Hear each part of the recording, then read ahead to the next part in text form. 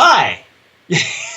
You're joining us on Tequila Aficionado Media's Sipping Off the Cuff. I'm Mike Morales here in San Antonio. That gentleman over there, Rick Levy in San Diego. We've just gotten back from our Heartland tour. We spent 3 weeks on the road with all kinds of tequila, and we're busy pushing out, all kinds of stories and pictures and stuff. And then while we were gone, we actually picked up this one here, 512. Yes. And you've never had 512, is that correct? You've never had the Blanco? That's correct. Now, this is really unusual. Look at the packaging on this. I will right now go on a limb and go, I want to nominate this for Brand of Promise in packaging. Yeah. Because I really absolutely. liked what they did. Now, like I said before, Rick, we have had the Blanco years ago. It was sent to us when 512 looked like this. Yeah, that was very their different. original color and logo and flyers and stickers and POS and it's based in Austin, Texas. So they are an Austin company. And so that's the Capitol building that you see back there. If you see, I don't know if you can see it closely on their old logo. Yeah, well, you see the dome. Looks like it looks like every something out Capitol of building. DC. Looks like the White House, right, Yeah. with an agave in it. I will say that it's been a long time since we've had that juice. And what I remember about 512, Rick, is that the Blanco, at the time there was only the Blanco, so we've not had the Reposado, to my knowledge. We haven't had it or sent to us. The new PR company that was responsible for putting out the press release and all the information that we talked about off camera, they reached out to us and said, hey, we got a brand new Anejo coming out. Can we send you bottles? We said, sure. But I know you're at a little disadvantage because you haven't had the Blanco. And what I remember about the Blanco is that there was a very unusual chocolate aftertaste that at the time I didn't know what it was. I couldn't pin it down. I wasn't sure if that came from a French oak barrel that was stripped out or what. I didn't particularly care for it. So Really? I don't know. Have you ever had the Blanco? Have you? No, I haven't. I haven't. Can you find this in San Diego? Can you find 512 or the original, the Blanco and Ripple? Yeah, I usually shop down at Old Town Tequila, and I have not seen it there. I double-checked their website tonight, and nothing came up. I love this packaging. I love that it has the gnome on it, 1137. Yeah. It still comes from La Cofradia, which, I love the look. I love how it looks hand stenciled, and they say that the basis for the look was to kind of call you back to the hand painted murals and stencils you'll see around the town of Tequila. So Yeah. I thought that was really interesting. I liked that. yeah, I like their iconography that they use Yes. for the different parts of their process. I enjoyed that. And I think it's bold and modern, but it has, it's just slightly rough around the edges to give it kind of like a hand-done, rustic kind of look. But yeah, it's almost a retro look. It's kind of like this new age retro. I like it. I dig it. I dig it more than I remember digging this. Yeah. Yeah, I just saw that for the first time tonight, and I'm definitely digging their new look. I'm going to pour some because to me, Right. even though Ready to pour. there's some great information on the press release, I think they try to cram too much information in it because there are certain things that have gone on. The company has not only have they acquired investor money, but they've also acquired a really great guy that we've communicated before, Chris Kane, who used to be with, was one of the founding guys for Dulce Vida. And we all know how we love Dulce Vida, the original Dulce Vida 100 proof. So if anybody knows how to take a company, to the next level, it's that guy. And Scott Willis is the owner, and we've communicated with him off and on for years. I mean, I think they've been around for what, 10 years, maybe a little less than that. I'm not sure. What do they tell us about this añejo, Rick? All right. What do they tell us? Yeah, what are they saying about because there's more information on the press card. Yeah, the agave is lowlands agave, estate grown, baked in brick ovens, fermented in stainless steel tanks. The stills are stainless with copper tubing inside. The agaves are crushed with a screw mill, which I haven't actually seen before. It's all, if anybody's seen pictures of La Cofradia, it's pretty much the same distillery. So it's the same equipment, only it's cleaned out for every new brand that owns it. The interesting thing I think they said was volcanic spring water, which I didn't know anything about. I thought that was pretty cool. We know it's La Cofradia. It's going to be triple distilled. The filtration happens at 24 hours, so it's constant filtration. Yeah, they build it as a slow filtration process. And lastly, one thing that I thought was very interesting that they pointed out in the card, in the POS, is that they oxygenate it. I know that has been a technique that's been used in tequilas from Amatitan, but I was not aware that La Cofradia was doing that. I wonder if it's standard equipment now, standard procedure in most all of their brands that they produce for other people. Well, it is really nice off the bottle. Like, I don't think this is, since it's already oxygenated, I don't think this is something you're probably going to have to wait to open up. When I opened the bottle, I didn't find any odd notes that you would get, from the trace alcohols that have to come off. Exactly. Yeah, the alcohol is it's very minimal. I'm hardly getting any of it except for maybe very deep in the bottom. So anyway, I like the notes I'm getting on this. I'm getting, just big agave. It's definitely agave forward. I'm getting, off the initial pour, I'm getting, some mint. I'm getting, some citrus notes. That's kind of what I was getting, a lot of citrus I was noticing. Yeah, like maybe some grapefruit, maybe a little bit of lime. It's got a pretty nose. It's a pretty nose. Now, what do they say? How long is it being aged? I believe it's 13 months in bourbon barrels. In bourbon barrels, okay. Yeah, which is, it's surprising. I'm not getting a lot of, big barrel notes. No, it's not a whole lot of. Obviously, they're used barrels, and we're not getting a whole lot of. Even for the color, for as long as it's laying in there, it's not very dark, and I don't have a reposado to show anyone the difference. Yeah. But I'd imagine that the reposado is not much lighter than this. This is a straw color, I'd say, and the reposado is from the pictures I saw on their website. It's like a light straw, so it's a little bit lighter than this in color. Okay, all right. So they're going to go agave forward, I think. Yeah. Let's find out how it tastes. I'm getting it just really the nose. I feel like it's definitely a lowlands profile. Mm. Mm. Mm. Mm. Mm.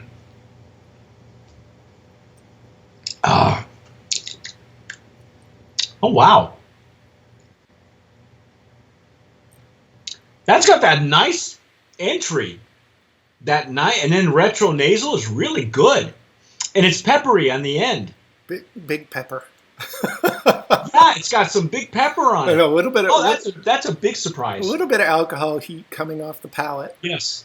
But I agree. But those are necessary. Yeah. There's nothing in wrong my with opinion. That. It's done well. Wow, I like this, man. This is really good. Really? Like I said, I was not a big fan of the Blanco, and I would really like to revisit that one day. Maybe when the guys at 512 can, for 2017's sipping off the cuff for that new season, maybe we can get the Blanco and Reposado, because I really would like to revisit the Blanco and see what they have done with the formula. Well, and you know how I love to deconstruct a line and yeah, I know. figure out where all the pieces come from. Because this is not reminiscent of what I remember the Blanco to have been. Oh. And now that we've had several, you and I both have had several tequilas coming out of 1137 out of La Cofradia. They all have a certain stamp. Yeah, it's kind of like that earthy Confradia thing.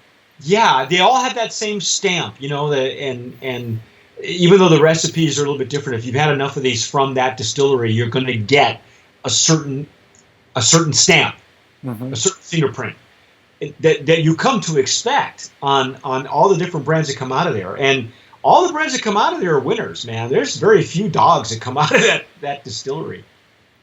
I'm getting a little bit of butter now. I'm starting to pick up on the barrel. Just in a little bit of butter, maybe a little bit of cinnamon. I think that's where the hotness is coming from. The pepper, for sure.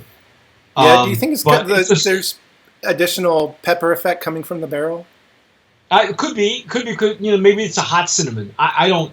What I was really surprised about how it explodes on your palate. Yeah. It really just the entry was just a surprise. Because you get that real faint woodiness, and then the agave takes over. Absolutely. At least that's the way it was for me. And then on the back end, you had the peppery, and there's really not much of a finish though. Did you notice a medium finish or a long finish? The pepper is staying with me a long time into the finish.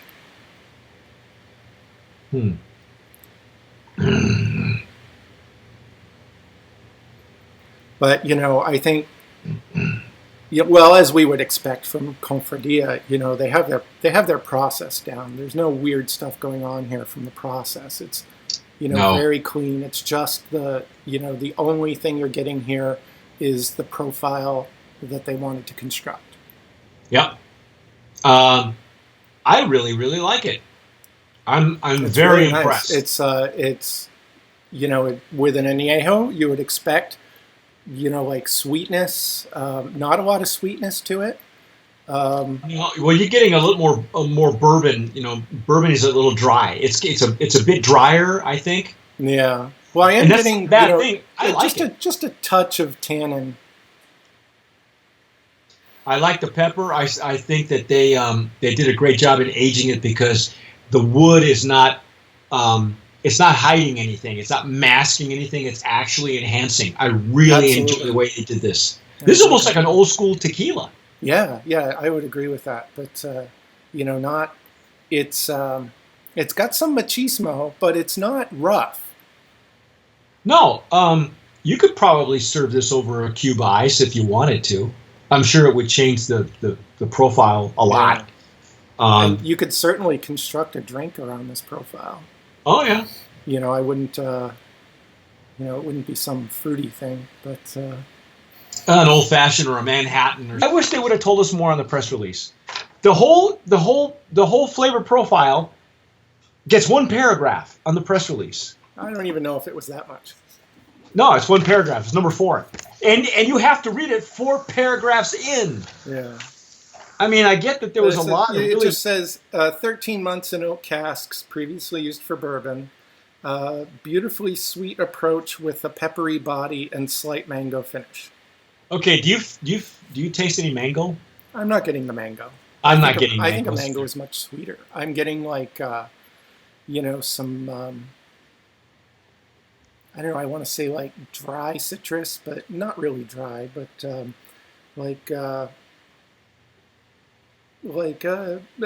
grapefruit. I'm not really getting the lime anymore on the palate that I got in the nose. It's maybe more of a lemon, but very subdued. Citrus. I'm getting the citrus effect without a lot of citrus flavor, I think, is what I'm trying to get at. I'm just now, as I dig deeper into it, I'm starting to get, now that it's opened up a little bit more, I'm starting to get that sweetness on the nose that reminds me of the French oak barrels, and yet this is not aged in any of their French oak. This is supposedly in a bourbon barrel. So Yeah. maybe the sweetness I'm getting is something different, but it's got like maybe a little bit of a cocoa. See, that's what I said about the Blanco. I said there was like a cocoa coming through, and it was way more prominent. It was really confusing to me. I remember when I first tasted it. I was perplexed. I couldn't figure out how they got that into the Blanco. Knowing what I know about Cofradia, that they wouldn't necessarily enhance anything. So, and in this case, this has got to be the barrel. And when I say citrus, I'm thinking maybe orange, like orange blossoms or something. You think so? Yeah. The aroma is starting to warm up now that I'm getting deeper into the glass. Yeah, me too. I think they've done a really great job on this añejo. It's not good. Oak heads won't be disappointed, but it's not going to have that overpowering, wood on the palate. This is really an agave forward tequila. Yeah. Well, I enjoy a lot of blancos, and so this is an easy move for me to get into this because it's so agave forward, and it seems like a really big Lowlands profile. You had a kind of herbal, citrus, not very sweet, a lot of spice going on. Now, so for the pricing I could find for this online, they're still working on their distribution, so it's not available in a lot of places yet. Especially, I couldn't find it here in California. But from what I could find, it sounded like the Blanco goes for about $30, the Repo goes from about $33 to $35, and the Añejo from $35 to $37. That is a very narrow price range. And for something constructed this well, I would probably have to nominate this in the value category as well. Because you're probably right. The quality here that you're getting, and just the fantastic profile you're getting for even on the high end of that range, $37. This, if you're not just going by absolute cost, if you're going by value for money, you're really getting a lot here. I hadn't thought of that. I want to nominate it for Brand of Promise, of course, for the packaging, and then Brand of Promise in the Añejo category. But I think you're correct. I think no problem there. I'll nominate it for Brand of Promise in the not just packaging, but also in the value category. I think you hit it right on the head. I think you can't for the money. You really can't go wrong. Congratulations to Scott Willis and the crew at 512. I think they're going to do really, really well. You're right, man. Brand of Promise in the value category. You can't really go wrong. But it even photographs really well too. Anything else you want to add to this? Anything else you want to say about 512 that we haven't already said? Oh, I think I found a little nugget of a rumor online that for this Añejo, there's only 350 cases until next fall. Not at that price, anyway. It's priced to go, as far as I'm concerned. Yeah. All right, gentlemen, folks, ladies and gentlemen, I'm Mike Morales here in San Antonio. Rick Levy in San Diego. And that is our take on 512. That's the Añejo, brand new, hot off the box, hot off the crate, hot off the pallet. Peppery, not hot. Well, no, peppery, but not hot. You're right. I'm gonna ask him. I'd love to revisit the Blanco and finally taste the Repo because you and I have never, you haven't tasted the Blanco. I haven't in years. I think it'd be kind of cool to revisit because I'm really impressed with what they did with the Añejo. So, Brand of Promise nominee. That's us here on Sipping Off the Cuff on Tequila Aficionado Media. Subscribe if you're watching us on YouTube. Go down to that red button, click it. You'll be really happy. And as we like to say here in Spanish, tomar sabiamente. Salud.